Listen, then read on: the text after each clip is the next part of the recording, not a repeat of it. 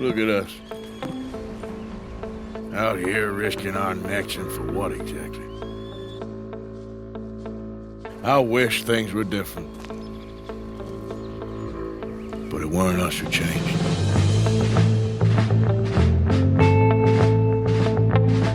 Civilization spread west, promising safety from the savage plains, luxuries found only in European capitals, and sophistication for people who now had the time. But that's a myth. Culture is nothing but a tool to claim superiority over other people. Luxuries are for those too lazy to claim real freedom for themselves. And safety? Well, that's just for the souls that deserve it least. Here's the Dutch Vanderlyn philosophy. We shoot fellas as need shooting, save fellas as need saving, and feed 'em as need feeding. Dutch dons the pinstripe shirts and long-tail coats of the men that he despises. He reads their books, he quotes their scholars, all in service of discrediting their world. Dutch has the charisma and competence to live life as a well-to-do banker, but instead he targets his talents at the most prosperous in that profession. He drags mud through their institutions, he steals their currency, and he reminds them that their safety is contingent upon their cooperation. And their lowest class, their laborers, their indentured servants, their tribes that they'd like to wipe off the map, they're treated with the dignity and the respect normally reserved for the man in the tallest tower.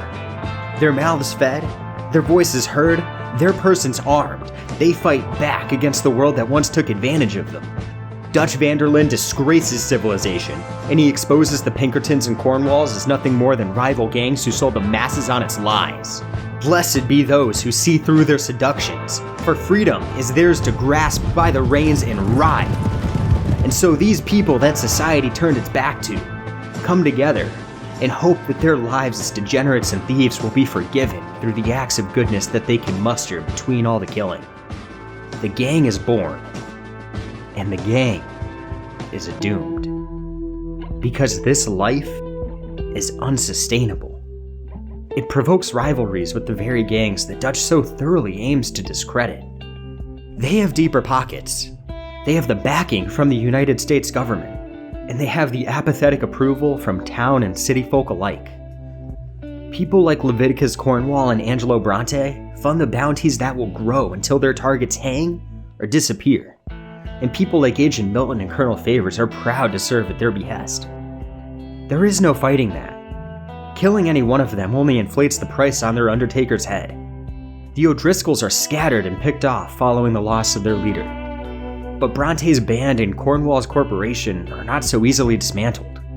Killing their contractors only prompts greater investment from their financiers.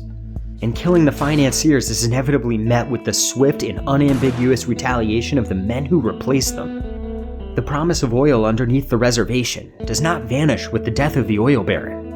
Someone else will arrive to finish the job, and their first order of business will be to deter any challenge to their authority. This is civilization. It is inevitable. And so the gang's future is impossible. Listen to me, all of you, for a moment. Red Dead Redemption 2 begins at what should be the gang's end. The Blackwater job goes south because their leader got sloppy, and these cowboys are driven north into the freezing mountains. The price on the gang's head has never been higher. Law enforcement has never been closer, and the collection box has never been more empty. But the Vanderlyn gang doesn't quit. This freedom, this family, this code, it's worth fighting for. It's worth dying for. There's no other way to live. You got tuberculosis. Well, that's some perspective. Even before Dutch and Hosea picked him up, Arthur was an outlaw. It was the only way that he knew how to survive. Dutch showed him that it was also a way to live. He showed him that his anger had purpose. It could be directed at the most careless industrialist or the most complacent oppressor. He offered clarity on all of nature's complexities. He provided an education in reading and writing. But most importantly, he gave Arthur a family and a sense of belonging. The Vanderlyn gang is a community of lost souls that rely on each other as much for food and protection as they do for validation. Each and every one of them wants to contribute, because it gives them purpose and value in a place that accepts them for who they are. But even as their family grew and gravitated toward Dutch's inspired idealism, Arthur never could muster hope for their vision of paradise. Before the year is out, we are going to be harvesting mangoes in Tahiti. No, paradise was right here. A clearing full of dreamers, overlooking a town full of suckers. And he'd rob a widower of his gold wedding ring to keep that life going. No, no. Yes. For Arthur, each meal is something to be savored for the stamina it provides for a good day's work. While camp funds go toward making everyone else's accommodations more comfortable, Arthur receives only more ammunition and a map so he can navigate across New Hanover and beat a man already on his way to death. Thank you, Herr Morgan. There's no need to thank me. It's pleasure I'm after. You borrowed money from my business partner, Herr Strauss. You owe him, you took the money. He wants it back, what's not to understand? And in an instant, Arthur's fate is as certain as the gang's, and they both have to find a way to deal with what's coming. This place ain't no such thing as civilized. It's man, so in love with greed, he has forgotten himself and found only appetites.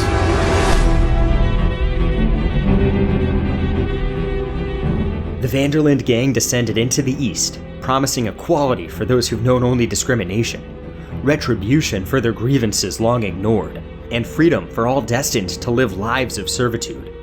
But that's a myth. Freedom's nothing but a retractable leash tugged when its wearer strays from the path. Equality, a tool to wield the anger of men who know injustice all too well. And retribution, a Faustian bargain. For those who wish to make their oppressors pay, may find themselves cold and alone when the cycle of violence turns back against them. Dutch Vanderland dons the pinstripe shirts and long-tail coats of the men that he despises, because he fancies himself to be the true bearer of American exceptionalism. He is the most free, the most well-read. He is the most loved, the most respected, and the most feared. He is the manifestation of greed in the Wild West, and his civilized contemporaries should be impressed, because he's one of them. Manipulative, possessive, self-important scum. You twist words, you lie shamelessly, you think you are better than everyone else. Ti adoro. Batte davvero sti uomini. Angelo Bronte disgraces the Vanderland gang. He crams these free folk onto his tiny couch and exposes them as nothing more than paid mercenaries who work for him. A new partnership is born, and Senor Bronte is doomed, because this relationship is untenable. Bronte thinks that Dutch's gang can be a useful resource in his quest for control over Saint Denis. What power broker doesn't want a gang of outlaws to handle the wet work that he can't be associated with? But Dutch cannot operate in middle management for a crime lord. As good as the pay would be, that dynamic is antithetical to Dutch's philosophy. Who gets saved and who gets shot wouldn't be decided by the individual's need. It would be decided by another man's greed. Dutch believes that his judgment has credibility because the books he reads and the scholars he quotes have legitimacy. But he is only rationalizing his own impulses. Dutch believes that if he is an impartial arbiter of justice, then his judgment is virtuous. So as each day becomes more desperate, his own survival is equivocated with virtue. Bronte believes that the two of them are the same, and in these respects, they are. But Bronte knows what he is, and Dutch doesn't, and that makes Dutch dangerous. Choices like these expose Dutch's appetite as a man who'd chew through bone to satiate his ego, and as he feeds more on this flavor of killing, he drives a wedge through his own gang. Now their members start getting picked off like flies, courtesy of Pinkertons made more aggressive in Bronte's absence. The collection box is next to go, no longer needed without the hope of improving their accommodations. The gang bleeds even more members to desertion and internal conflict, all while Arthur's condition begins to worsen. What am I gonna do now? Be grateful that for the first time, you see your life clearly. Sure. Perhaps you could help somebody. Helping makes you really happy. I'm afraid.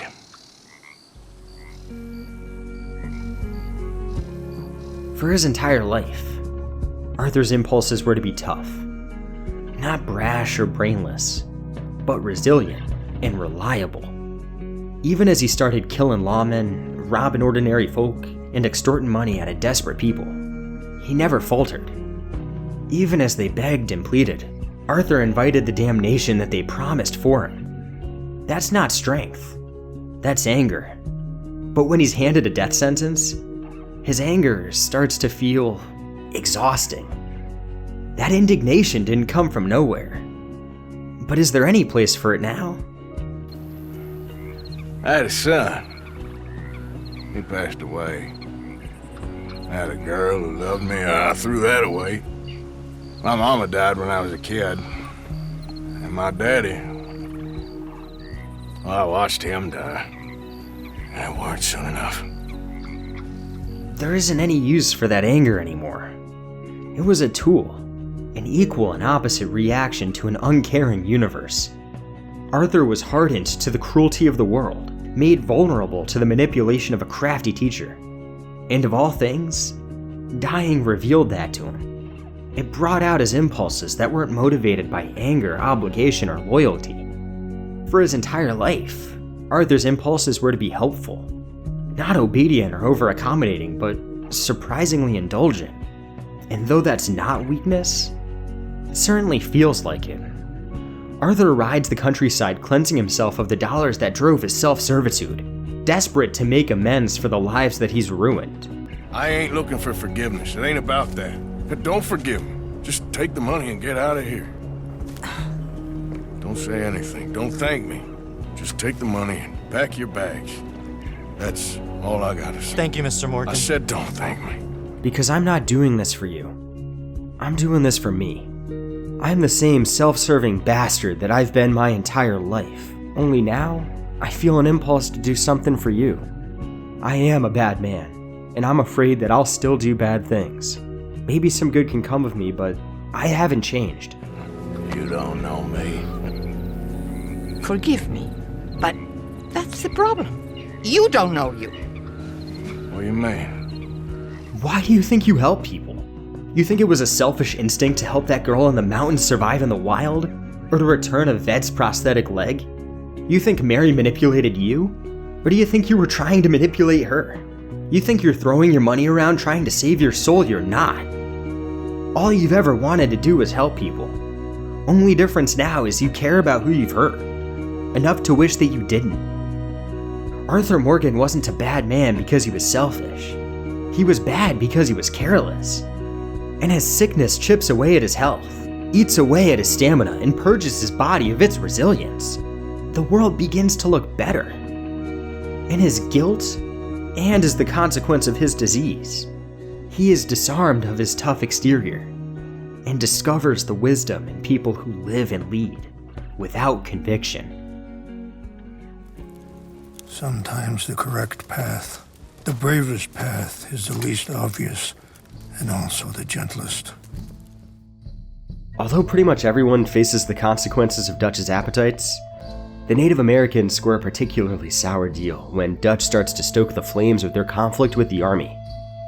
Rains Fall is in an impossible situation that's not all that different from Dutch or Arthur's.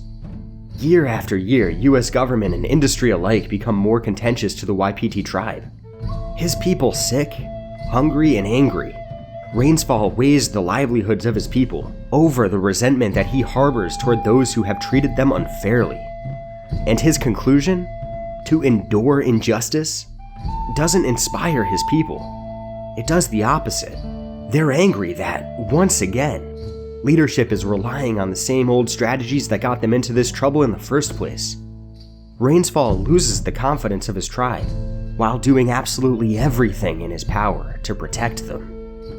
And so Dutch fills the vacuum After all, he's not above putting the faith that people place in him above their safety, and though that may inspire deeper loyalty, it preserves only the leader and his fragile ego. Everyone else gets picked off to be used as a martyr in the next war against civilization. Rainsfall loses his own son to Dutch's seductions, and Eagleflies goes on to lead a charge headfirst into a war that cannot be won. With the gang fracturing and abandoning camp, Dutch adopts yet another son who's as brave, courageous, and stupid as John and Arthur were, right when the two of them wisened up enough to see through what was happening. And Dutch, acting on the same instincts that he always has been, finds opportunities to leave each of them for dead. Because that's what it takes to keep this life going. My whole life, all I ever did was fight. But it's over. All the parts that made this life worth preserving are over.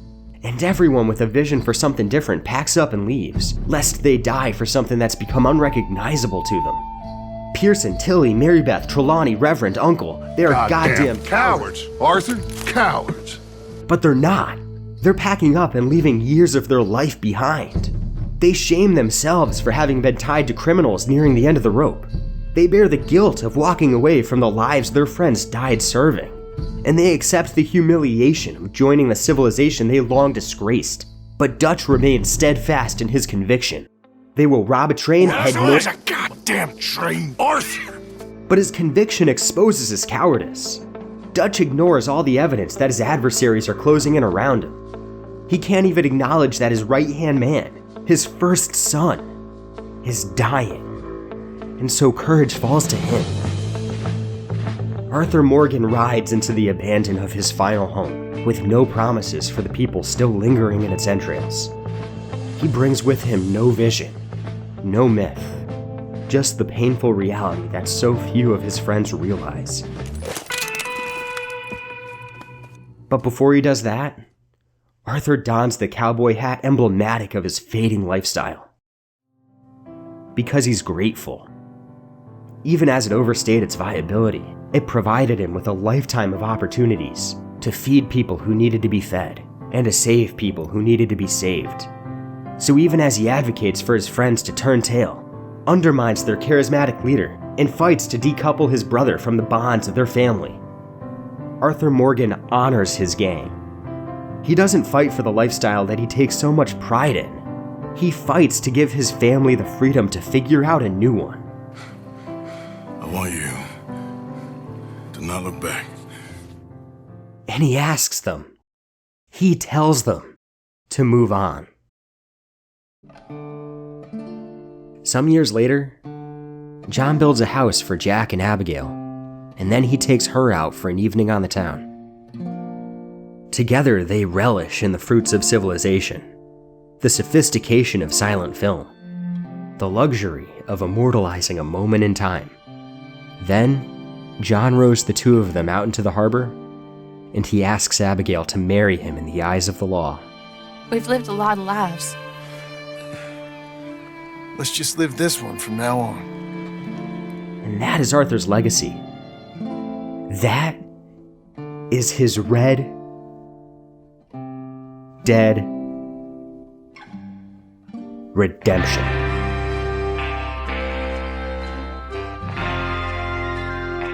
He and Princess Brea raised 7 happy children, and none of them ever knew that their father had once been the bravest warrior in the world.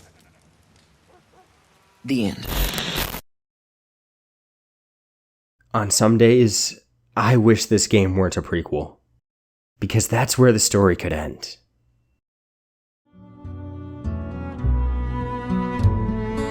I think the hardest part about starting over isn't trying to build something new. It's leaving everything else behind. Because if what you were was important, then shouldn't you carry the tools that you'd need to become that person again, just in case? If what you had before mattered, don't you have an obligation to the people who didn't make it, as payment for being the one who did? Moving on requires absolution for the pride that accompanies great emotional investment, and that can be much harder to pay for than a pre-cut house. And if you can't afford that, well then you might as well just forget it. Mary Linton was the girl that Arthur should have run away with. She was his escape from a life of treachery, but he never took that leap. Mary waited and waited until she decided to stop. She packaged the ring that Arthur gave her, and she sent it back. Not because I don't like it, but because I care for it far too much, and it reminds me too much of you. And I hope by returning it to you, I can finally be free. Mary absolves herself of attachment to Arthur by literally writing him off. But it's that very ring that John gives to Abigail. Arthur's redemption doesn't happen here, or here. Arthur Morgan is redeemed in the moment that John cements his new life with his family. But Sadie offers a different path. I found him. I found Micah. Sadie Adler is found in the cellar of her homestead with murder in her eyes. Murder for the gang that killed her husband and left her widowed. And her journey is to grow strong and dangerous enough to hang their leader and stab the fat bastard that set her life off course. She is driven by powerful forces I scarcely understand. That's what love has done to her, I guess. Sadie reclaims her life, not by letting go of her husband, but by earning retribution for the both of them. And Sadie offers John the same promise. Don't let go of Arthur and the gang. Get out there and pay them back for the life that they gave you. Earn their redemption.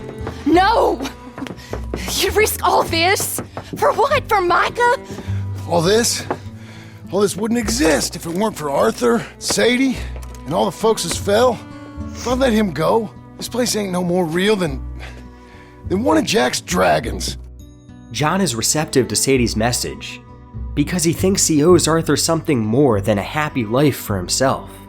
So he ignores his brother's final wish for him and climbs a mountain to kill the snake that whispered into their father's ear.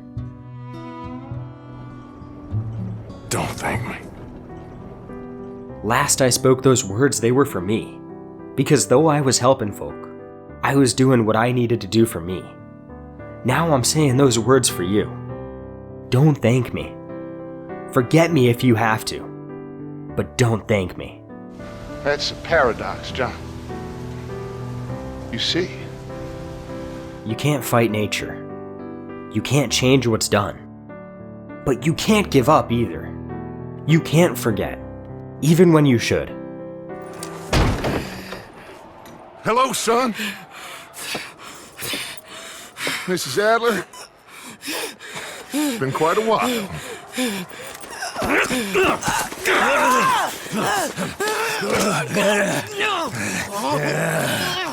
And just like that, Dutch is set to decide John's fate.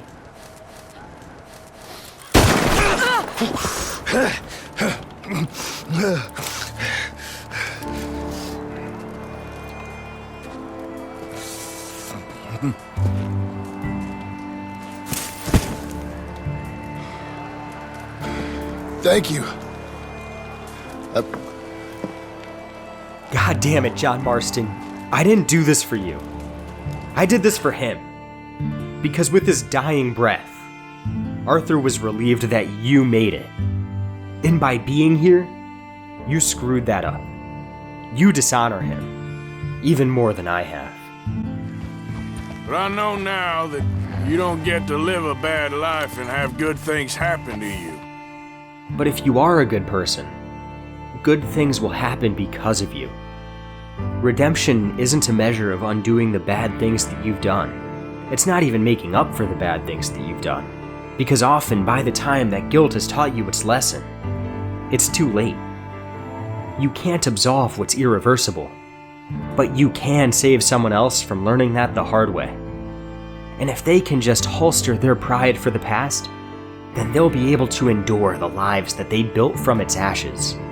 Hell, they might even be grateful for both their past and for their future.